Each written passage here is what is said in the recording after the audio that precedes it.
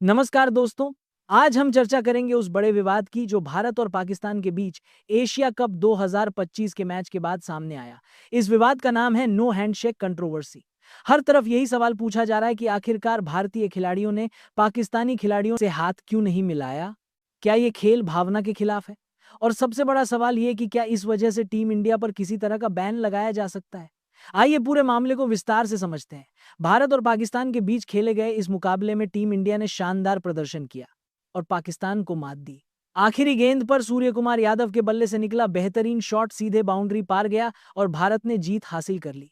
भारतीय दर्शक खुशी से झूम उठे, जश्न में डूब गए। दूसरी तरफ पाकिस्तान की टीम उम्मीद कर रही थी कि मैच के बाद दोनों टीमें आपस में हाथ मिलाकर खेल भावना का परिचय देंगी, लेकिन यहां से विवाद की शुरुआत हो गई। मैच खत्म होते ही कप्तान सूर्य कुमार यादव ने साथी खिलाड़ी शिवम दुबे का हाथ पकड़कर ड्रेसिंग रूम की ओर बढ़ना शुरू कर दिया।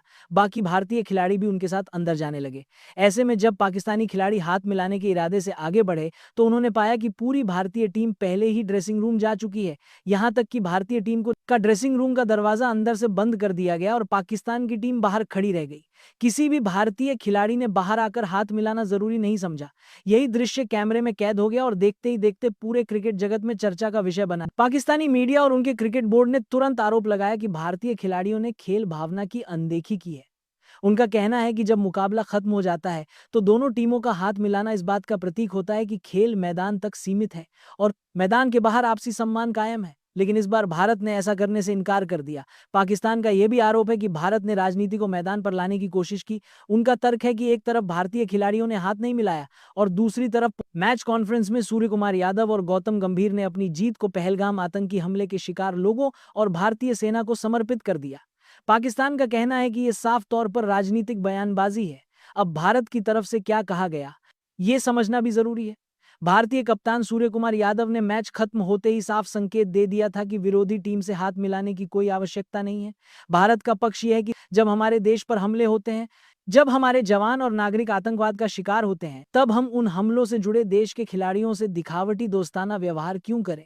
भारतीय खिलाड़ियों का मानना है कि जीत को शहीदों और सुरक्षा बलों को समर्पित करना राजनीति नहीं बल्कि कर्तव्य है। उन्होंने किसी देश का नाम नहीं लिया बल्कि सिर्फ अपने देश के शहीदों और आर्मी का जिक्र किया। अब बड़ा सवाल ये उठता है कि क्या इस विवाद के चलते भारतीय टीम पर बैन लगाया जा सकता है। दोस्तों, यहां पर बिल्कुल साफ कर देना चाहिए कि आईसीसी या एसीसी के किसी भी नियम में ऐसा कहीं नहीं लिखा है कि मैच के बाद खिलाड़ियों को विरोधी टीम से हाथ मिलाना अनिवार्य है। ये केवल खेल भावना का प्रतीक है, कोई कानूनी बाध्यता नहीं। आईसीसी की रूल बुक मैदान पर खिलाड़ियों के आचरण, स्लेजिंग, अंपायर से बहस, बॉल टेम्परिंग या फिक्सिंग जैसे मामलों में सख्ती करती है। लेकिन मैच के बाद हैंडशेक करना जरूरी है, ऐसा कोई नियम अस्तित्व में ही नहीं है। इसलिए सिर्फ हाथ न मिलाने की वजह से टीम इंडिया पर बैन लगना असंभव है। अब बात करते हैं खेल भावना और राष्ट्रहित के बीच टकराव की। खेल का मकसद हमेशा से देशों के बीच भाईचारे और दोस्ती को बढ़ाना रहा है, लेकिन सवाल यह है कि जब कोई देश लगातार आतंकवाद को बढ़ावा दे और हमारे नागरिकों को निशाना बनाए तो क्या ऐसे में हाथ मिलाना सही कदम होगा? भारत का जवाब साफ है कि खेल भावना जरूरी है, लेकिन राष्ट्रहित कहीं ज्यादा बड़ा है। अगर पाकिस्तान आतंकवादियों को पनाह देता है तो भारत क्यों ये दिखाए कि सब सामान्य है? यही कारण है कि भारतीय खिलाड़ियों ने दूरी बनाने का फैसला किया। पाकिस्तान की ओर से यह भी कहा गया है कि वह इस मुद्दे को एशियन क्रिकेट काउंसिल और इंटरनेशनल क्रिकेट काउंसिल तक ले जाएंगे।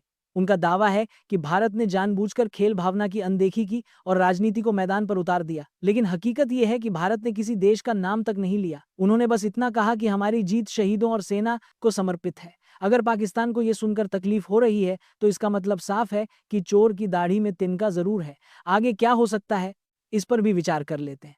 अधिकतम यही होगा कि यह मामला मीडिया में सुर्खियां बटोरता रहेगा। पाकिस्तान चाहे तो एसीसी में शिकायत कर सकता है, लेकिन नियमों का उल्लंघन न होने के कारण किसी तरह का दंड या बैन लगने की संभावना बिल्कुल नहीं है। हाँ, आईसीसी या एसीसी खिलाड़ियों को यह सलाह दे सकते हैं कि भविष्य में खेल भावना बनाए रखें, लेकिन भारतीय टीम पर कोई कड़ी कार्रवाई होना नामुमकिन है। अब गेंद पाकिस्तान के पाले में है, चाहे वे शिकायत करें या रोना रोएं। सच्चाई यही है कि यह मामला सिर्फ सुर्खियां बनेगा और कुछ नहीं। दोस्तों, आपको क्या लगता है? क्या भारतीय टीम ने सही किया कि उन्होंने पाकिस्तान से हाथ नहीं मिलाया? क्या खेल भावना को प्राथमिकता दी जानी चाहिए थी या फिर देश का हित पहले आता है? अपनी राय हमें कमेंट में जरूर बताएं।